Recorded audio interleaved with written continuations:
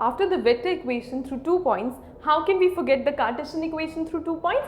So the Cartesian equation of 1 point and finding an equation of line we have already done, but this time there are 2 points and the line is passing through those 2 points.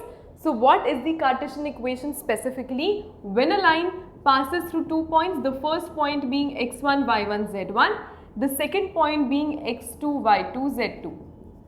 So the Cartesian equation can be given in a manner x minus x1 upon x2 minus x1 is equal to y minus y1 upon y2 minus y1, z minus z1 upon z2 minus z1, and that is the answer. This is how you find the Cartesian equation of a line. This will be helpful in solving many questions.